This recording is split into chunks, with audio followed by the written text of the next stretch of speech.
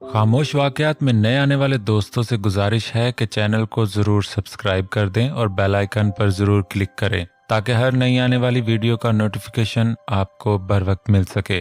तो चलते हैं आज के एपिसोड की जानिब। आपके हिस्से का प्यार हर दिन दुगना होता है। रूप ने उसके सीने से सर टिकाकर आंखें मूंद लीं। अब वो खुलकर अपनी मोहब्बत का इजहार कर देती थी। एक बार उसे खोकर देख लिया था, फिर कभी इजहार के चक्कर में वो इससे इस कदर दूर चला गया था कि उसे तो आज तक यकीन नहीं आता था। खुदा ने उसकी जिंदगी में मुस्तफ़ा शाह को वापस लौटा दिया था। अब वो हर लम्हे में हर एहसास का इजहार जरूर समझती थी। मुस्तफ़ा शाह भी उसके इस बदलते रवैये से सरशार था। जिस एंजल को अपने दिल में जिंदगी में जगह देकर मोहब्बत के सबसे ऊंचे मीनार पर बिठाया, वो भी इससे मोहब्बत करती है। और ये मोहब्बत उसके लफ्ज़ों में ही नहीं बल्कि हर एक अमल से भी जाहिर होती है। सोचा न था जिंदगी में कभी दोबारा खुशियों से झोली भर जाएगी, लेकिन वो कुदरत वाला जब किसी पर मेहरबान होता है तो इंसान की तवक्को से बढ़कर उसे नवाजता है। और मुस्तफ़ा शाह के साथ भी कुछ ऐसा ही हुआ था। अजलान शाह की सूरत, उसकी जिंदगी में कौसे कज़ा के सातों रंग दोबारा लौट आए थे। 3 गाड़ियां चांद मलक के घर के एन सामने आकर रुकी। सूरज ढलकर शाम के साए गहरे हो रहे थे। यहाँ आने की तैयारियां तो सभी लोग सुबह से कर रहे थे, लेकिन अब कहीं जाकर सब कुछ रूप की तवक्को के मुताबिक हुआ था। अजहान और हादी सबसे पहले घर के अंदरूनी हिस्से की तरफ भागे। मुस्तफ़ा शाह ने वहीं खड़े होकर एक नज़र पूरे घर को देखा। इन 3 सालों में ये घर पहले से मुख्तलिफ हो गया था। शायद किसी ने उसका नक्शा ही बदल डाला था। सफ़ेद और महरून रंगो रोगन और जदीद आराइश के साथ ये घर अब किसी लिहाज से भी मलक हाउस से कम न था। चले अंदर। रूप ने उसका बाजू हिलाया तो वो असबात में सर हिलाता उन सब के पीछे पीछे चल दिया। तारा हल्का फुल्का तैयार होकर सर पर सलीके से दुपट्टा जमाए सर को झुकाकर उनके सामने रखी टेबल पर खाने के लवाजमात सजा रही थी। इस सारी सिचुएशन को देखकर जो बात उन सब की समझ में आई थी, वो एक तरह से इन सब के लिए फिलवक्त किसी सदमे से कम न थी। लेकिन ड्राइंग रूम में दाखिल होते ही इन सब के कदम वहीं जम गए।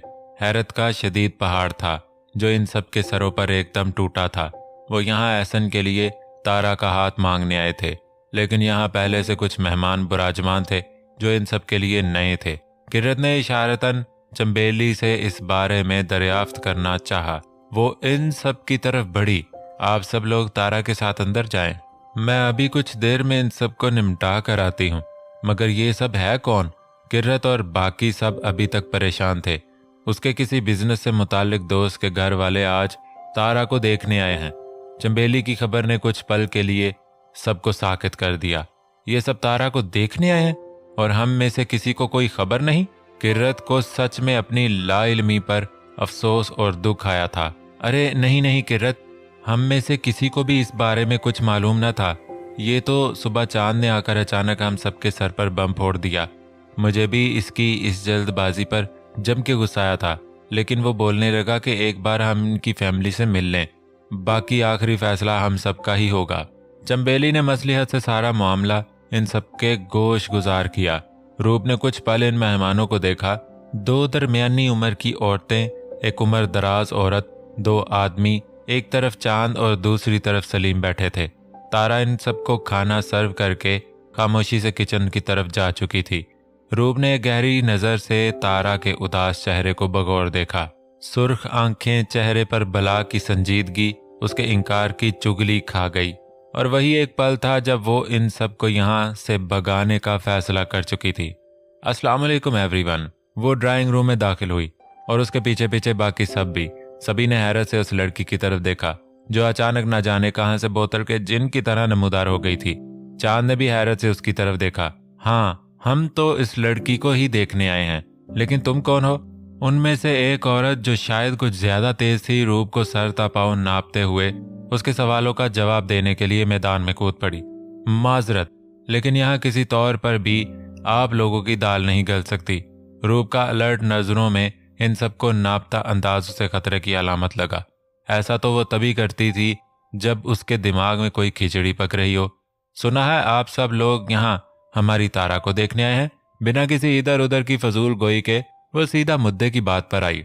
रूप का साफ इनकार इन सब के साथ साथ चांद, सलीम, चंबेली को भी अलर्ट कर गया, जबकि बाकी सबके तासरात पहले की तरह नॉर्मल थे। ये तुम क्या बोल रही हो लड़की, होश में तो हो? वो सभी लोग उस इनकार पर अपनी अपनी जगह से उठ खड़े हुए। आप ये सब क्या बोल रही हैं बेटा? सलीम ने हैरत से रूप की तरफ सवालिया नजरों से देखा। आखिर उनकी बेटी के रिश्ते का सवाल था, वो कैसे खामोश रह सकते थे? असवद के हाथ खड़ा करने पर वो यकदम खामोश हो गया। क्यों क्यों इनकार समझे? हम यहाँ इसीलिए आए हैं क्योंकि हमें अपने बेटे के लिए एक अच्छी और खूबसूरत लड़की की तलाश है, जिस पर यह लड़की पूरा उतरती है। हमें पहली ही नजर में यह लड़की पसंद आ गई है। अब दूसरी औरत बोली, देखें आंटी, आपको अपने बेटे के लिए कोई और अच्छी और खूबसूरत लड़की मिल जाएगी, लेकिन आप हमारी तारा को भूल जाए।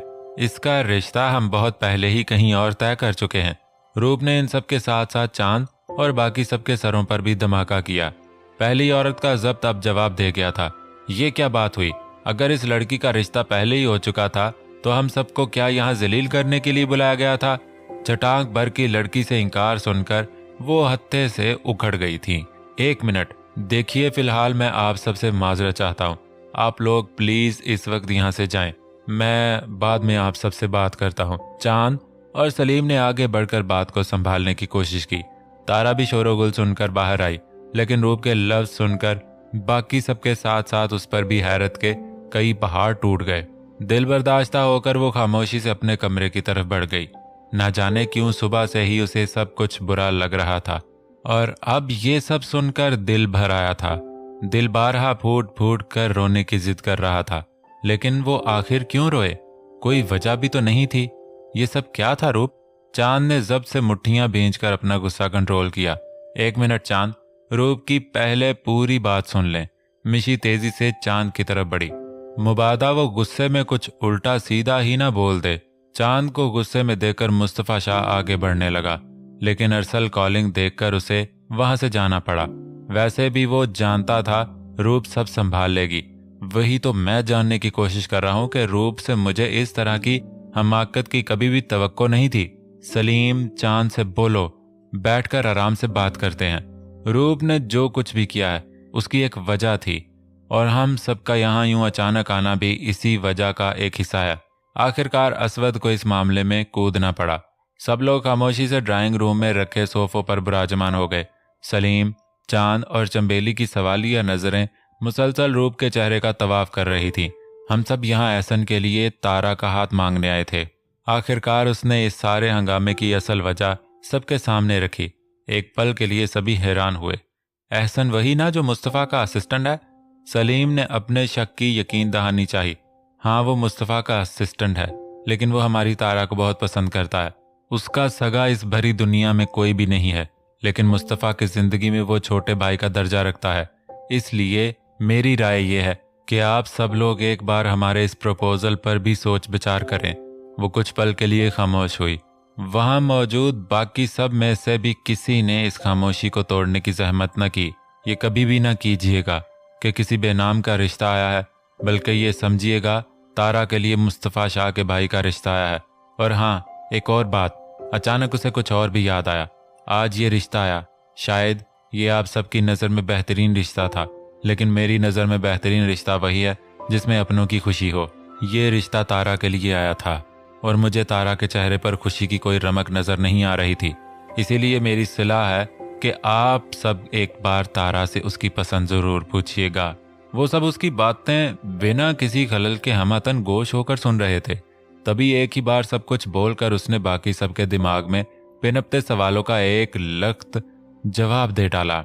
एक तरह से रूप की बातें वहां मौजूद हर इंसान के दिल को लगी। वाकई तारा सुबह से ही उदास उदास और गुमसुम सी थी, लेकिन काम में किसी का ध्यान इस तरफ नहीं गया। मगर एक बात तो तय थी, तारा की मर्जी के बगैर न पहले कुछ होना था और ना ही अब होगा, क्योंकि एक शादी में जितनी रजामंदी घर वालों की होनी चाहिए, उतनी ही लड़की की भी रजामंदी होनी चाहिए। माँ बाप तो शादी करके अपने फर्ज से सबक दोष हो जाते हैं, मगर निभानी सारी जिंदगी लड़की को पड़ती है। अगर वही खुश नहीं होगी तो फिर कोई भी रिश्ता खुश असलूबी से परवान नहीं चढ़ सकता। हाँ एहसन, बोलो क्या खबर है? इन सबको वहीं छोड़कर वो लॉन में आ गया था। नहीं सर, पता नहीं जमीन खा गई या आसमान निगल गया। मगर मैं हर तरह से कोशिश कर चुका हूँ, लेकिन रोमान शाह की कोई खबर नहीं मिली। वो सच में शर्मिंदा था। ऐसा कभी नहीं हुआ था कि वो किसी काम में हाथ डाले और उसे पूरा किए बगैर नाकाम लौट आए। मगर इस बार लाख कोशिश के बाद भी उसे मुंह की खानी पड़ी थी। कहीं से कोई छोटा सा सुराग भी नहीं मिल पा रहा था जो रोमान शाह तक पहुंचने के लिए कारआमद साबित हो। ठीक है एहसन, कोई बात नहीं। लब भींच कर उसने गहरी सांस खारिज की। असवद मलक ने भले इससे बोला था कि वो अपने बदले को भूल जाए, मगर वो चाह कर भी इस बात पर अमल न कर सका। जब भी इन सब चीज़ों को भूलने की कोशिश की, आंखों के सामने माँ, बाबा, दादी के साथ साथ दादाजी का चेहरा भी घूम जाता। तुम और कोशिश करो, रोमान शाह ने कुछ ना कुछ सबूत तो छोड़ा होगा। मुस्तफ़ा ने उसके कंधे पर हाथ रखा तो वो बुरी तरह चौंका। एहसन ने भी स्पीकर से रूप की आवाज़ सुन ली थी, इसीलिए मुस्तफ़ा की मुश्किल आसान करने के लिए खुद ही कॉल डिस्कनेक्ट कर दी। किसकी कॉल थी? हालांकि वो रोमान शाह का नाम सुनकर ही समझ गई थी कि कॉल किसकी थी, मगर फिर भी वो आज मुस्तफ़ा शाह से सच सुनने की उम्मीद रखती थी। एहसन का फ़ोन था। कुछ तौक़ुफ़ के बाद वो गोया हुआ तो रूप अंदर तक सरशार हो गई। वो हमेशा से ही अपनी एंजल के दिल की हर एक बात को समझता था। अब भी वो इसकी आंखों में आंसू भरम देख चुका था, जिसे कायम रखना मुस्तफ़ा शाह को हर शय से ज़्यादा ज़रूरी लगा। रोमान शाह के सिलसिले में फ़ोन किया था। रूप ने तो जैसे मुस्तफ़ा को पल पल हैरान करने की कसम खा रखी थी। हाँ, साफ गोई का मुजाहरा किया गया। कुछ पल रूप ने खामोशी से मुस्तफ़ा के चेहरे का तवाफ किया, फिर कुछ सोचकर दोबारा अंदरूनी हिस्से की तरफ बढ़ गई।